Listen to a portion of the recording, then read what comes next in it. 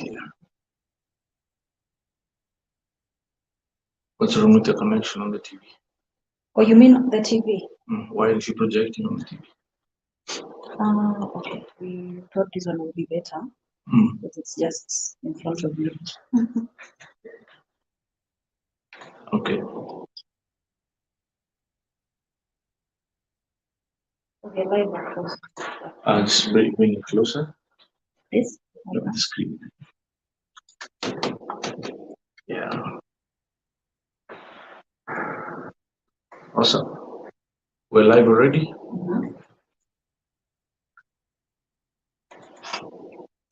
Hi, everyone.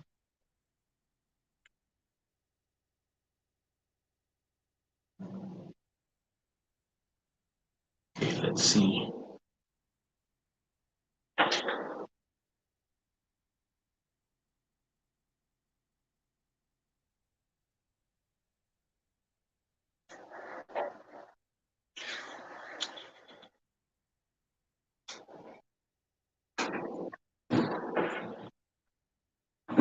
David, your experiment doesn't seem to have worked. Judging from the Instagram roll call.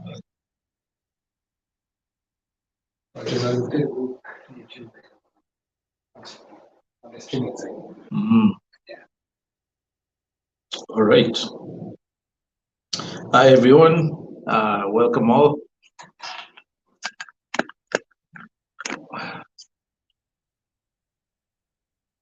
Hope you can see and hear me clearly.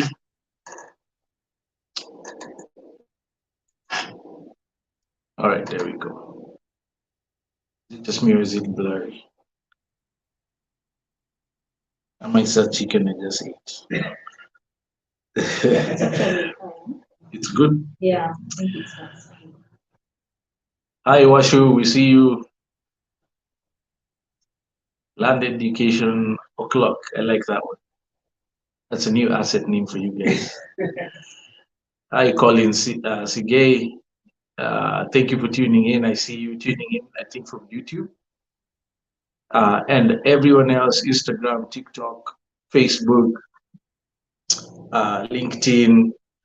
Thank you so much for making time. It's 7:04 p.m. Today is Thursday, the 26th of October, 2023. Excited as always to have a session today, a live event where we get to answer your questions on anything around land or property investments here in Kenya. My name is Solomon Wangwe, founder and managing director of Goshen Acquisitions Limited, as well as its wholly owned subsidiary, Grand Acres. Been doing this for almost 12 and a half years now, so we're not novices. We've learned a thing or two, and the whole premise for these events is to share our perspectives, our learnings from our experience on a day-to-day basis, dealing with land and property investments. And if you haven't heard yet, we are the most transparent, most trustworthy land sellers in Kenya, hands down. Also, we tend to have the most amazing sites. No one can compare to our sites. A cursory look at our website will inform you of that very quickly. So feel free to check our website out while you're at it, www.grandacres.co.ke, and holla if you want to take a look at something we've got. Okay, without much further ado, I invite you all, please send this link to someone you like, love, respect, who would benefit from today's conversations, who has a question, a comment, a commentary to make, criticism, anything.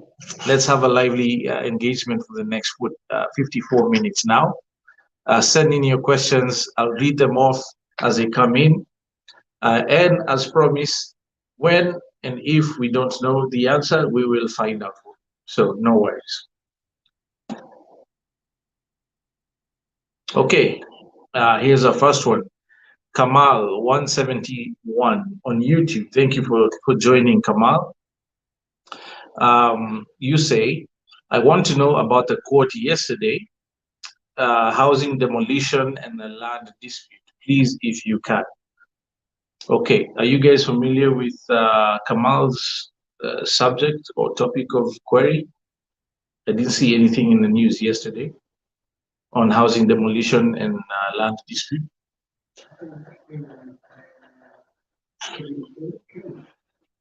Yeah, there's quite a number ongoing. There's a new one today, if you guys saw that. Which His Excellency the President addressed himself. This one I think is in what side is that? Was it near Kahawa or something? And in this particular case for today, he said that they will do valuations and allow those who have settled illegally on government property to pay market value today and stay, or else they suffer the same fate as those who are in Africa. Yeah, so I'm not sure which one Kamal is referring to from yesterday. Maybe you guys know. Kamal, if you're listening, please please clarify further. Which specific situation are you referring to? The only one I'm aware of that's new as far as court judgments is concerned, one involving the Kirima family. We talked about that on Tuesday. So if your question's coming in today, when you say yesterday, that means Wednesday. Please clarify so I can address the right one, okay?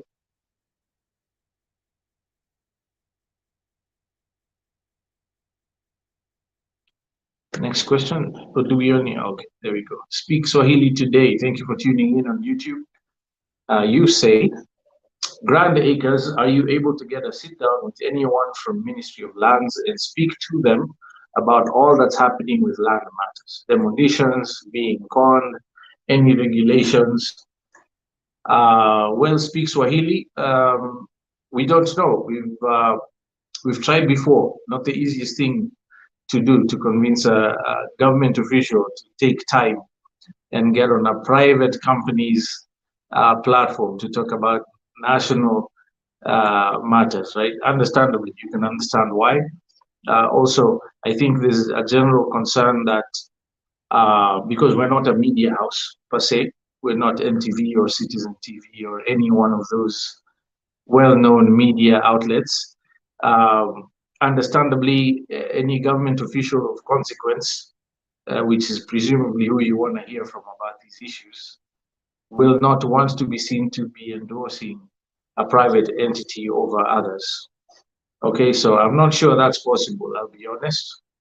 Nevertheless, it's not necessary to hear from them about what's happening because land issues in Kenya are very tightly managed within the law.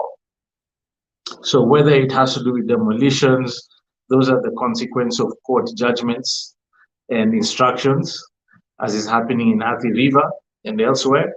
About being conned,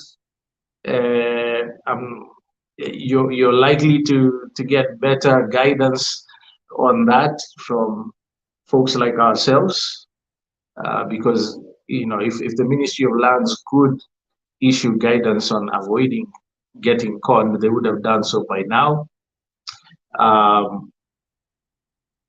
Regulations, again, those are spelled out in black and white in the various land acts that control property transactions in Kenya. So you don't necessarily need to wait for a Ministry of Lands official to speak about them. It would be nice, I admit, it would be great. We've tried, very difficult for good reasons. So we move on, right? If it's ever possible, I'm sure you will see and hear about it. Thank you for that suggestion.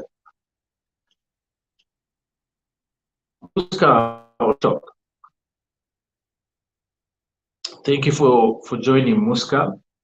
Your question reads, how do you know the title deed is legit, even if you did a search in Land's office? Well, Muska, we've shared so many times about this particular topic. So, as we've recommended before, after you do your search, get a certified copy of the green card to the property. Okay, that will give further weight and credence to your search report. Always do them separately. Do not do them at the same time. Get your search first, certified copy of the green card second. In our experience, that's the best way to do it, and the easiest way to trust the information that will be provided to you. Over and above that, all the other steps we have listed in the Grand Acres checklist, 9 steps to safe land buying in Kenya. If you haven't seen that, Muska, please be kind to yourself. Do yourself a favor. Very quickly, go to our website, www.grandacres.co.ke. Find the tab that says checklist and get yourself a free copy. It's very comprehensive. Besides your search, you need to look at other documents. The seller's identity. You can do a search on an individual, same way that you could on a property or a company. Make sure that the identification documents provided to you are authentic as well, not just the title. Title could be real, but the person handing it over could be fake. There's a lot involved, Muska, is what I'm trying to say. If I went through all those, we will not answer anyone else's question for today. So suffice it to say, get your search first, certified copy of the green card second, download the checklist, 9 steps to safe land buying in Kenya. I promise you, if you follow the steps on the checklist, you will eliminate 99.9% chances of getting conned or dealing with fake titles. And in the unlikely event that you still happen to deal with a fake title, after following the steps of our checklist, I can confidently say that at that point, the government of Kenya will be liable to compensate you, because you will have received all manner of confirmations and counter confirmations from multiple government offices and agencies allowing you to proceed. So there you go. I hope that helps. Thank you for your question. Oh, you have a second part 2. Okay, Muska's part 2 of the question says, and how do companies get the title deed even from government, and later turns out there's nothing like that? Well, Muska, it is very, very rare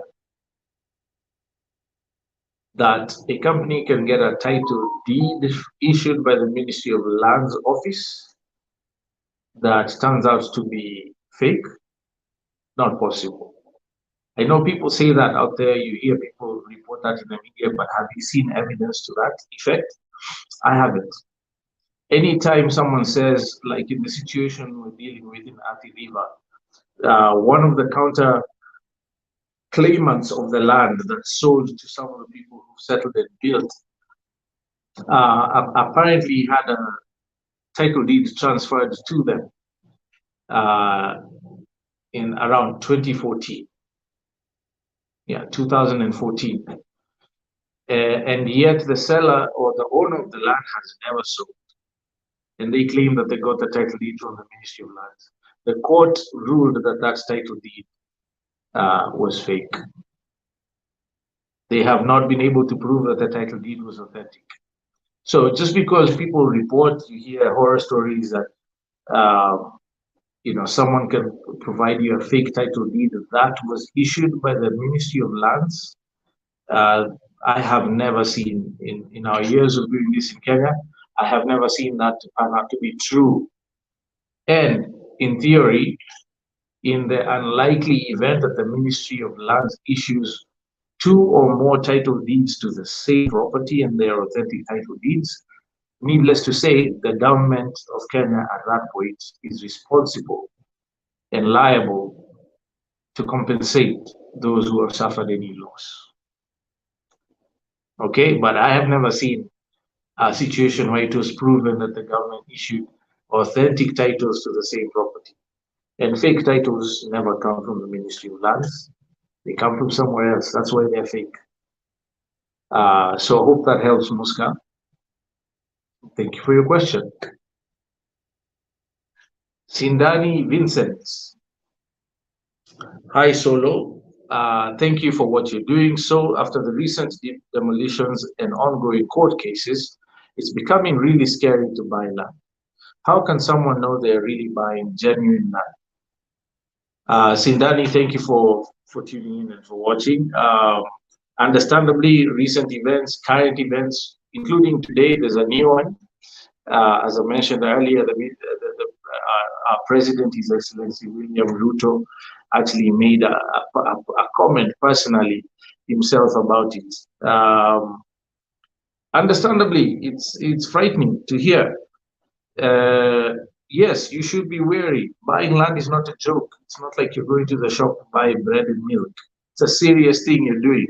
It's a legal transaction controlled by constitutional policies and laws and regulations.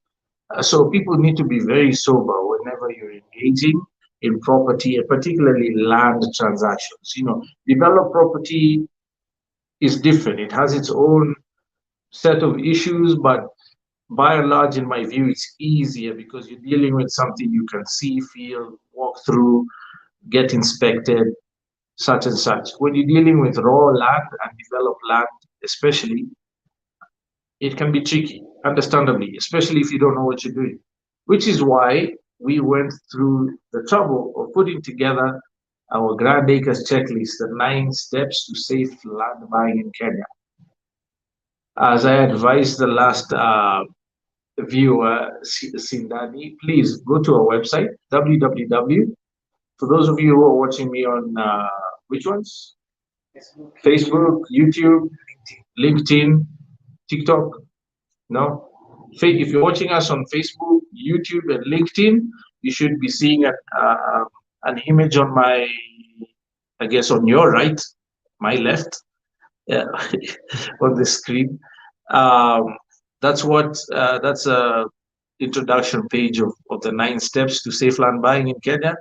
You can download it for free. We don't charge for it. It's 12 and a half years of real life experience, thousands of transactions, buying and selling land in Kenya. We have condensed into 9 steps, A to whatever the 9th letter of the alphabet is, step 1 to 9, on how to go about owning land safely in Kenya. Download it. Checklist tab on our website, which is www.grandacres.co.ke. If you follow those steps, Sindani, you will have no issues buying land safely and without worrying that a situation will happen in the future that gets you moved from the place you have settled and invested so much time, effort, money, dreams, sweat, hopes, aspirations. It's a serious thing. So show respect to yourself and your investment, your cash, your capital. Do it well. Get the checklist. 9 steps.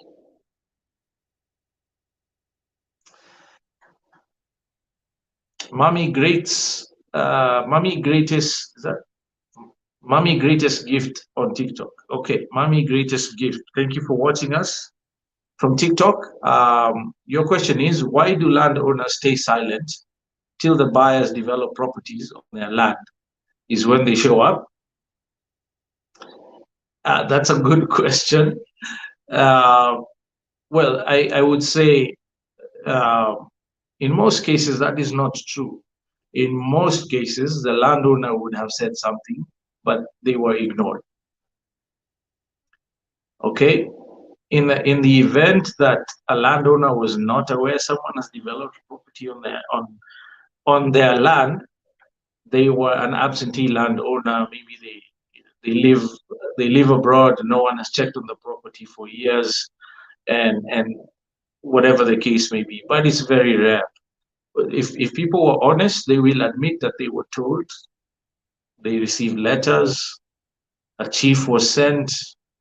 Court orders were issued. People ignore them. because they think since I've built, it's too late. We have to find a way. People stick their head in the sand like ostriches.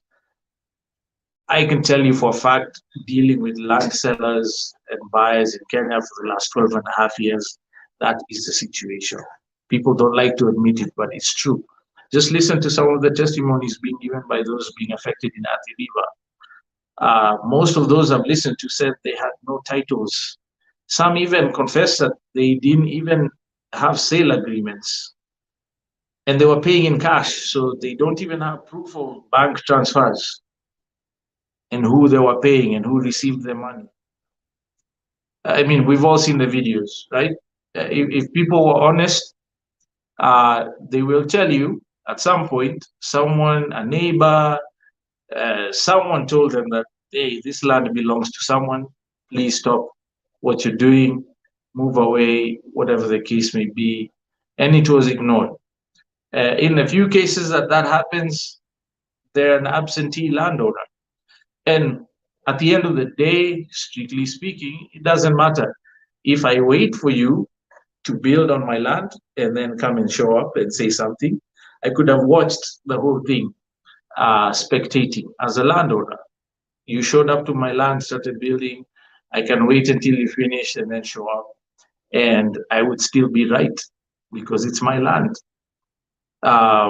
So as cruel as it sounds, it just doesn't matter.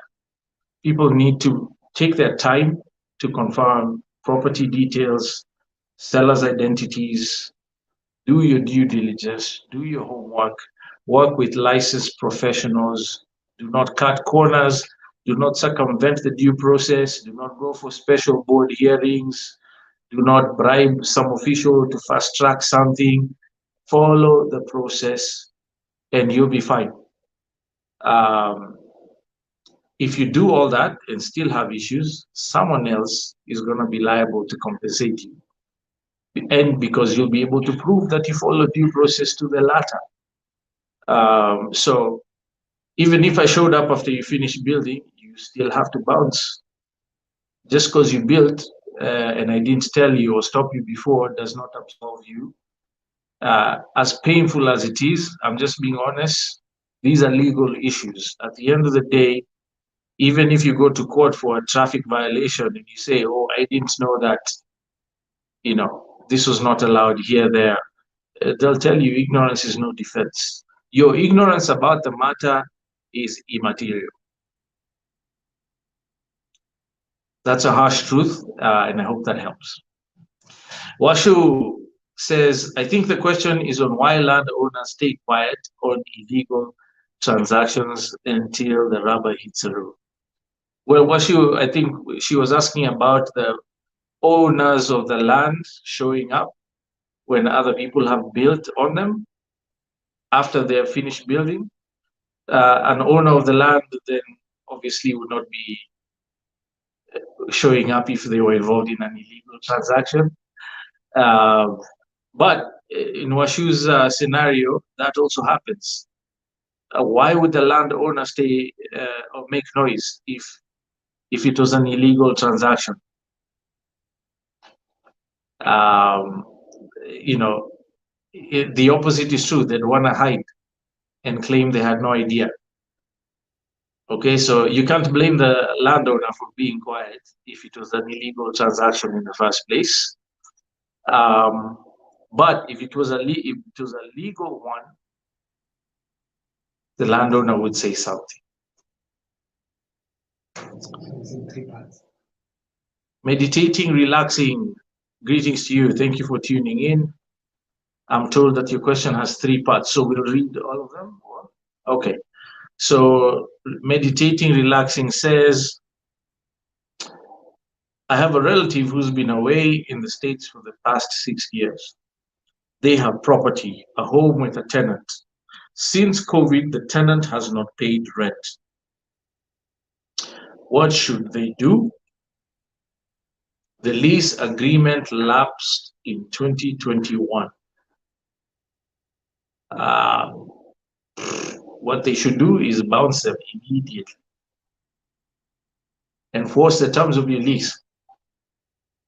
Okay, and sometimes that means you bring muscle to bear. There is no way on God's green earth I would allow someone to stay in my property for 2 years past the lapsing of the agreement, of the tenancy agreement, and then not pay me. Are you kidding me? If they're too big and muscly for me to bounce them myself, I'll get the police involved. Okay, you have agreement in place that there's just no way you can condone that. Now, unless there's something you're not telling us, like you allowed them to stay, you had a verbal agreement, maybe it wasn't in writing, and they're overstepping the gentleman's agreement. I mean, unless that's the situation, there's only one thing to do: get them out. Even if you have to go to court and get police sent over, that's what you gotta do. As always, consult a licensed advocate to advise you on what the law says. Okay, Baindi, watching us from Facebook, says, I heard that mutation forms for freehold title are being phased out and being replaced by registry index maps. How true is that? Well, Baindi, yes and no. Okay, so today you can go to a survey department and requisition a certified copy of a mutation form. What the new title conversion process is doing is making the registry index map, particularly for general boundaries regime surveyed properties, be the final mapping authority, meaning mutation forms will no longer be referenced. They will still be produced, I'm sure, particularly because they are necessary to formalize the subdivision process, fragmentation, or the combination process for multiple properties. If you're amalgamating or combining properties or subdividing, there has to be a form and a process that captures that. So it's likely mutation forms will remain, but they will no longer be accessible as a mapping authority to you. They would actually, technically, even today, once a registry index map has been updated, most survey department offices that are run well will not issue you a copy of the mutation form, because that's for internal reference purposes only, not for the public. What is available to the public, or should be available to the public, is the updated registry index map. It's only that for most of the time, people don't update their registry index maps to reflect their property. And therefore, survey department, knowing this, do allow people to access the mutation forms.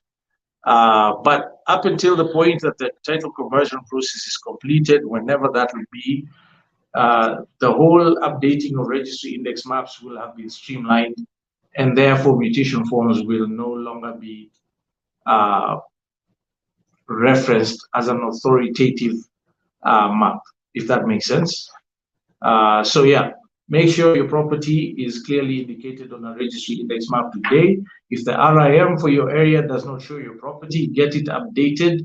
For that to happen, there has to be a mutation form in place, duly approved by the necessary authority, which is usually the county surveyor, and then endorsed by the Ministry of Lands Registrar, who produce the subsequent titles, who forwards a letter with the mutation forms to the provincial surveyor internally through the Department of Survey to have the registry index map updated. Get that done quickly. Don't wait, don't procrastinate, sort it out now, and you can rest easy. Hope that helps. Bindi. It's a really interesting names. All right, another one from Meditating Relaxing, who says, thank you. No verbal agreement. Tenant is just blessed with a good mouth and has been sweet talking the relative. I'm so sorry.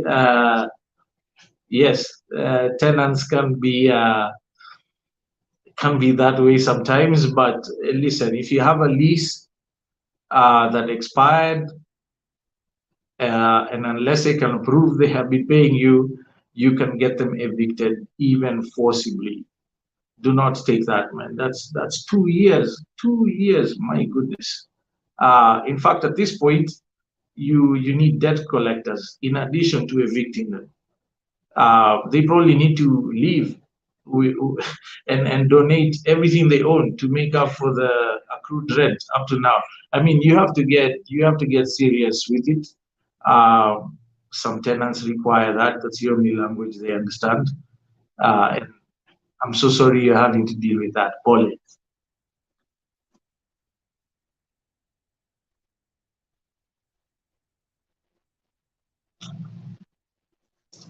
Muska is back.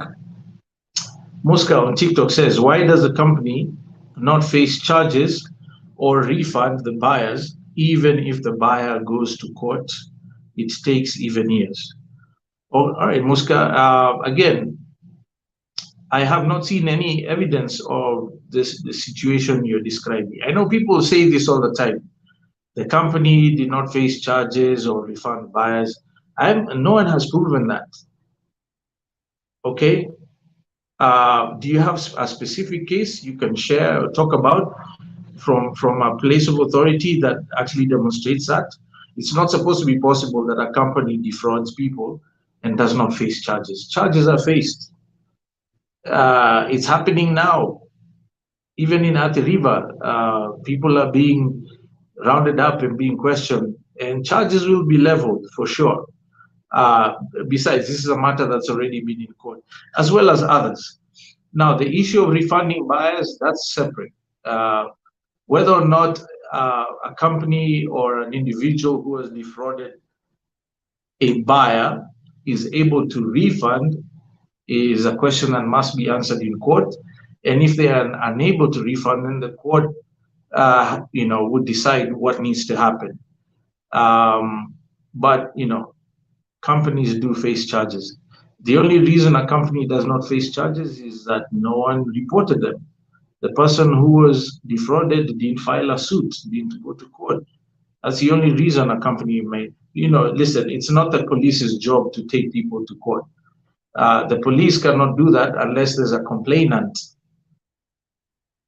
The person who was affected negatively, the buyer who was conned, would have to file charges.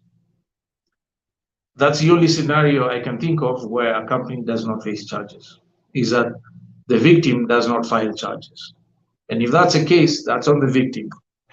And yes, going to court takes years. Unfortunately, the wheels of justice turn slow. That's a saying I've heard. We've experienced this as well. It's painfully frustrating. I understand, but in the interest of justice, you just have to do it. I don't care if it takes years. I want what is just to be meted out. I want a refund. If I can prove that I was indeed defrauded in a court of law, I will wait as long as it takes. I mean, we can't complain that I'm not going to go to court because it takes years, but I was caught. No, if you're not willing to wait, then eat your loss quietly and move on with life and build on. Otherwise, we can't have our cake and eat it too, is what I'm trying to say, Muska. So I hope I've addressed your points there. On the company not facing charges, the only reason that would not happen is that the victim complainant does not file charges. If they don't refund, maybe they don't have the cash. They cooled the money. They collected a billion shillings, whatever it was, and bought cars, went on holidays, whatever the case, or found a way to hide it. So you're unable to get the money back. The court can decide what is supposed to happen. Nevertheless, there's a court case. And even if it takes years, it's what you got to do. Or else, keep silent and speak no more. Ladies and gents, the law is just as harsh as that. That's a reality. which again is why I always recommend, don't be rushed into situations. Don't let anyone hold a gun to your head. It's a good deal. If you don't pay by today, it's gone. Get yourself the Grand Acres checklist, or engage the services of a licensed advocate who will advise you properly. No shortcuts, no penny pinching. Show respect for your money. Do it right. Work with experts and get informed.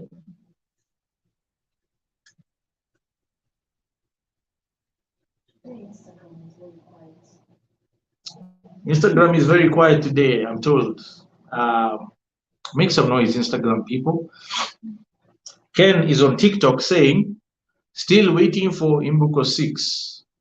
Thank you for waiting, Ken. We're working day and night to get Imbuko 6 ready. Trust me. I wish I could start selling it to you today, but we just have to wait. It's not yet ready. It's still cooking. So stay tuned. Coming right up. And thank you. M&M Housing on Facebook says, hi, please tell us more about Naivasha property. Are they developed? If not, how much to develop? Thank you, M&M, for asking about Naivasha. Our Naivasha project is called the All Kekun. All information on our website in case you're curious. Amazing property, 7 acres of prime land right on the Naivasha-Nakuru highway, just before the turnoff into Naivasha town. Directly, literally, you cross over. Last time I crossed over, I tried to count how many steps. Yeah, I'm a tall fellow, so my strides are longer than most people. I think it was 12. 12 steps across the road from the brand new Safari Center shopping complex, where there's a Naivas supermarket, art cafe market, is where we're located at Olkekun. It's a mixed use development with all the change of user processes followed to the T, county approvals issued and secured. This is a leasehold titled property, and therefore the subsequent subdivisions of 1/8 of an acre, all of them are the same size. Because it's mixed use, the commercial section on the road front for obvious reasons, and residential in the back, with the first residential zone being high density for apartment buildings, and the back being medium density for single family dwelling units. A lot of images on our website.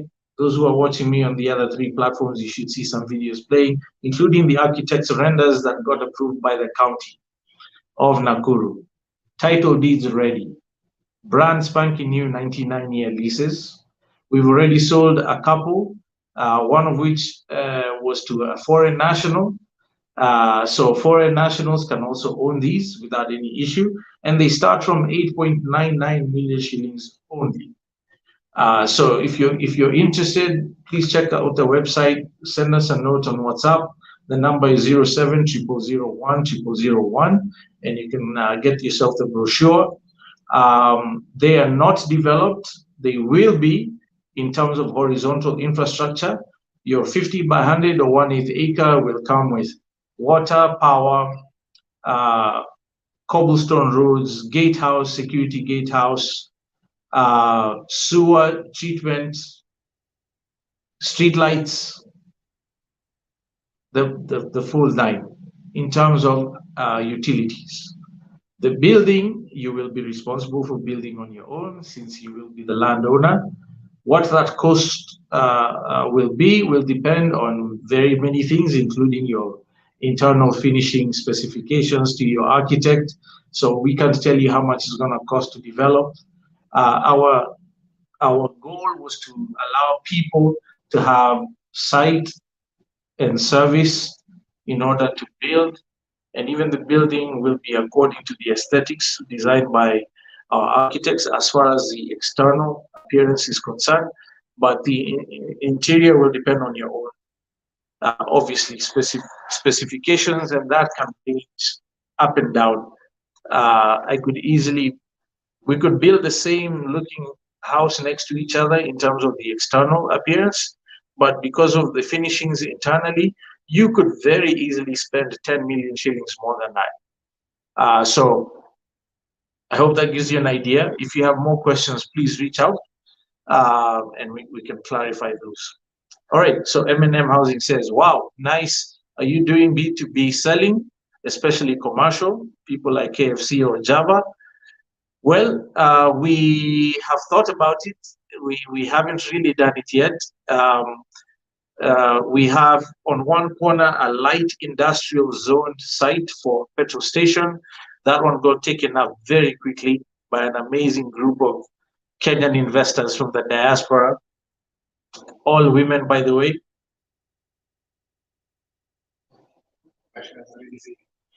I see Washi is claiming it. Yeah, Washi and team, they took they took that one out very quickly. And we got approached before Washi and team took up the petrol station site. We actually did get approached by Rubis, but we haven't initiated any conversations directly. But it's a great idea. We might just reach out to a few and see what we can make happen. All right. Thanks, Washu. Thank you for trusting us to sell you land again and again. Okay. Shahasir Yusuf. I hope I pronounced that correctly. Shahasir Yusuf is watching us on YouTube. Says, hello, don't you do or have property for sale at the coast, especially Mariakani area? Shahasir, thank you for your question. Unfortunately, we do not yet have anything at the coast. We are actively scouting a number of opportunities and checking some out legally. But as soon as we do have something, we will make enough noise about it that you will hear and know. And I so look forward to that day. So please stay tuned. Won't take long. Like I said, there's a few options that we're sort of eyeing right now. And I'm not sure Mariakani area will be it though, because we've been focusing our attention on the coast, I should say the beach rather. We Nairobians, we hear coast, all we think of is white sands and roaring waves, right? That's what we've been looking for. That's what a lot of our customers have asked for good reason. But these are also very rare to find in clean condition as far as title deeds are concerned. But I am confident by God's grace, we will have something available very, very soon. So stay tuned.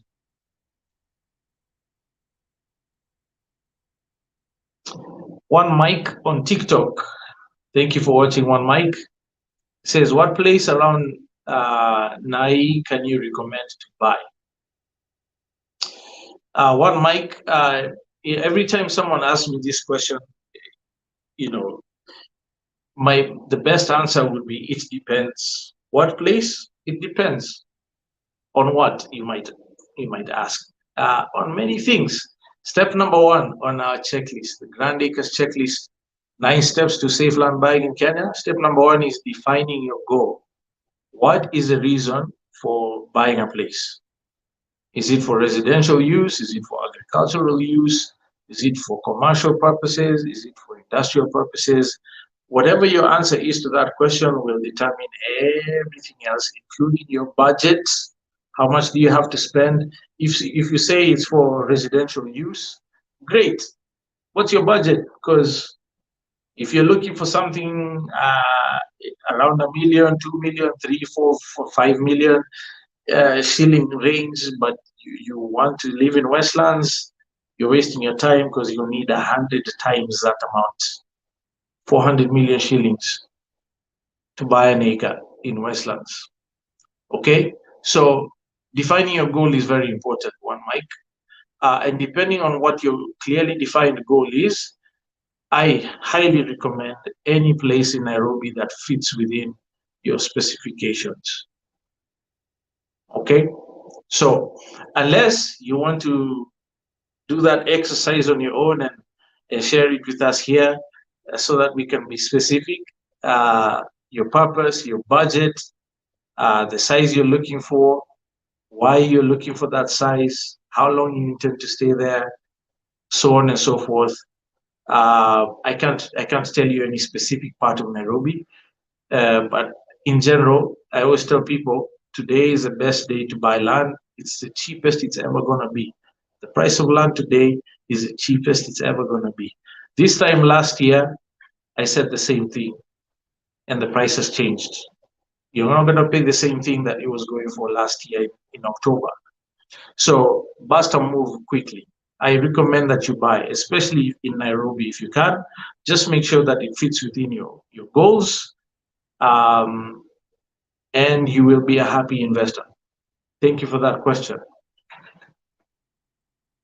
Osborne Odongo, hey Osborne, I haven't seen you in a while. Thank you for tuning in. Greetings from hashtag We the North. For those of you who are clueless, that is Canada. Is where Osborne is greeting us from. And Osborne says, I wish we followed processes established by law. Might be long, but result is peace of mind. We've seen that bribes and shortcuts, ukora mingi, almost always result in heartache. Absolutely, Osborne. Almost always. Actually, I would say it's always. They always result in heartache. Even if you get away with it, when you're lying in your bed at night with the lights off and no one knows you're awake and it's just you and your conscience and your God, if you're a spiritually inclined individual, you will have no peace. You can't hide from your own conscience what you've done. Even if you get away with it in the eyes of everyone else, your conscience will accuse you privately. So, to your point, it might take long, but do it right. Don't bribe, don't take shortcuts. Guarantee yourself peace of mind, because this is also what gives you the boldness to fight the idiots who come later and try to mess around with your ownership. Yeah, you cannot fake the courage and the boldness it takes to fend off ill-willed individuals. That comes from deep within, a conviction emanating from the fact that you are convinced of, absolutely, because you did it. You did it right. You have the documents to prove it, and you didn't bribe anyone or take any shortcuts. Then you can have peace of mind. So I agree with you 100% on board. Good to hear from you. What's up, Eats? What's up, Eats says, hi. Do you sell land or property outside of Kenya? Especially with global inflation and all, good time to buy everywhere or only Kenya? Thank you. Well, good question. Currently, we only do this in Kenya. We have dreams and ambitions to do it outside our borders, but we haven't done that yet. And I'm sure you'll hear about it whenever we do, when the timing is right. I agree, at some point it's wise to diversify, spread your risk, and have investments elsewhere, even outside of Africa if you can. As Pan-Africanist as I am, a proud African, I'm not going to tell people don't invest outside of Africa. Absolutely. If you can invest something in every country on the planet, do it. Do it. So to that end, when we are ready and when we have spread our wings over and above our Kenyan borders, we will be sure to let you know. And I thank you for that question. Okay, I'm not sure who this is. Grandikas is asking a question. No, that's from Ken Gash. Okay, from Ken Gash from Instagram is saying, hi Grandikas, I have 2 acres in Nanyuki, Optiven. Was asking for advice, the process of subdividing land into plots. I have mother title. How many 50 by 100s are in 2 acres? Is there a part two to that question? There must be an access road, right? Okay. So that's Ngash, Ken Ngash, you said? Yes. Ken Ngash. That's a good question, Ken. So, how many 50 by 100s are in a 2 acre? Will depend on how you arrange your subdivision. Yes, you must provide access roads to each new subdivided plot that you're creating. How wide that road is will also determine how much space you lose to the roads. At Goshen Acquisitions, standard practice, our narrowest road is always 12 meters. Even though for freehold agricultural land, 9 meters is acceptable, we always go a step beyond and do 12 meters. Means we lose land that we could sell, but it's better value for our buyers and for ourselves into the future because you need enough access road width to allow for two-way traffic, sidewalk, and utilities in the future. Okay, if you make the road too narrow, you might end up in a situation we see in parts of Nairobi, Katani, Kitengela, Athi River, Ruaka, some of these places where the road is so narrow, two cars cannot pass at the same time. You have to wait for your neighbor to pass before you leave your house, which is idiotic. Make the roads wide enough. All this can be arranged by a registered planner. Work with licensed professionals. Don't try and do the madafu on your own on the back of a handkerchief in your dining room. There are people who studied for many years and get licensed to do these kind of things, which is why we always advise you work with professionals. Surveyor will be involved, obviously. So that's a long answer to your question, Ken Nash. How many 50 by 100s? It will depend. It will depend on whether or not you're providing public utility space for your 2 acre compound. Are you going to provide them a garden? Are you going to provide a site for solid waste management collection? Have you thought about that? Where is the water coming from? Do you have to put away a site for utilities like the borehole site? So depending on how well you want to create your subdivision will determine how many 50 by 100s, which are 1/8 of an acre, you will be able to produce. Okay, also I should point out in Laikipia County, there is a standing policy that, and you haven't told us whether your title, your mother title is freehold agricultural, maybe you can provide us clarity. Is it? Because if it is, if you're going to subdivide land more than 7 times in Laikipia County, you have to change user. You have to change the use. And that's a whole other process on its own, requiring the services of a registered planner, public participation hearings, gazettements in the dailies, circulation of your proposed scheme, being compliant with county policies for the change of use, to all manner of counterparties and offices. And depending on the location, especially for you across from Opajete, if you bought from Optiven, then you're looking at Kenya Wildlife Service, you're looking at the Ministry of Agriculture for Laikipia County, you're looking at heritage sites and that sort of thing because of Opajete across the road from you. So get licensed professionals to guide you. Don't take shortcuts. I know Laikipia is very famous right now. Everyone and their grandmother is selling 50 by 100s in Nanyuki today. I can tell you for a fact, without fear of contradiction, that many are doing so illegally. They have not changed use. They are not providing any utilities whatsoever. No water, no power. The most critical of which for me is waste treatment. Where is all your rubbish from the toilet and kitchens going to? No one thinks about that. You're all just going to dig soak pits and contaminate the water underground, especially if you're all on 50 by 100. You're very close to each other. You're all going to dig holes and punch holes in the ground and dump your waste into the ground, which is not sound ecologically speaking.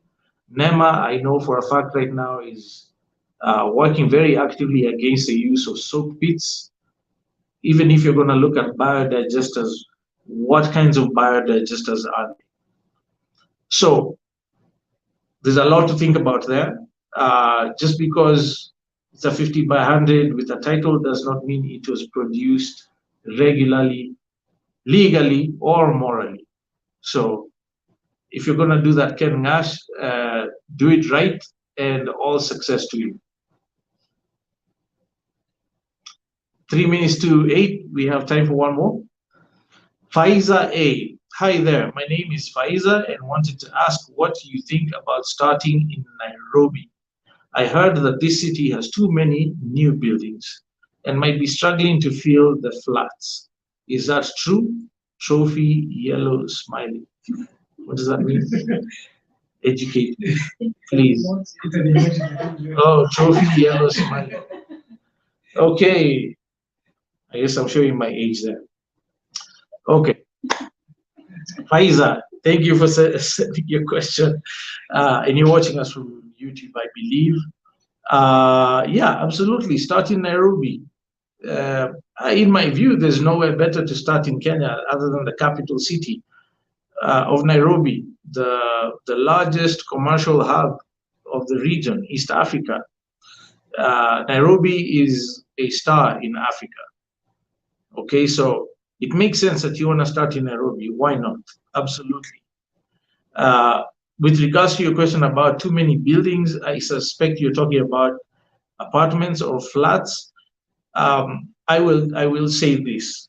There's been a big construction boom over the last 10 years, 10, 15 years, I would say even, owing to many reasons. Our location, geopolitics, the late President Kibaki's administration really opened up our country economically, and that we're still sort of on a high from some of the policies that the late President Kibaki put in place through to the next administration, and what's happening now with the Affordable Housing Initiative. Big construction boom. And so on the surface, it might seem like there's over construction. Not so. You have to look at the industry in its various layers. And by that, I mean by location as well as income groups. There's low income, middle income, and high income. High end, middle, low end.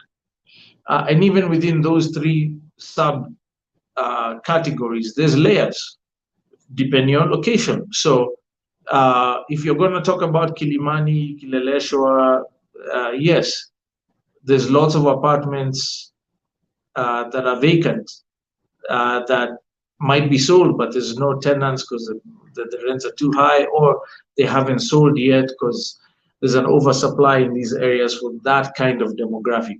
But if you look at other parts of Nairobi, the satellite parts, the satellite towns of Nairobi, massive housing need, which is why the government is very strong and aggressive on the affordable housing situation. There's massive need. I think the last number I read was that we're around 200,000 units behind demand every year. 200,000 units behind that we're not supplying. So you have to look at the various categories of the industry by demographics, location, regions, and so on. So on that point, I would say it depends. And depending on the context, it's true. So with that, I'll wish you all success, Faiza, finding the right place for you in Nairobi. And thank you for tuning in. For every one of you who's taken time to send in your question, thank you, thank you, thank you. We really appreciate you taking time to participate. We do this because of you, and we don't take it for granted. If I haven't gotten to your question today, fear not, we'll try and make time to get to them between now and the next session or at the next session. If there was something pressing, reach out to us on our WhatsApp number 0700010001, and I can address it directly with you. But until then, I wish you all success and grand acres. Cheers. Pretty boy Rasta live and direct. Shout out to all the loyal Wakurugenzi. With me is none other than the land connoisseur himself, Mnati Bila Gredi, Teddy wa Mashake.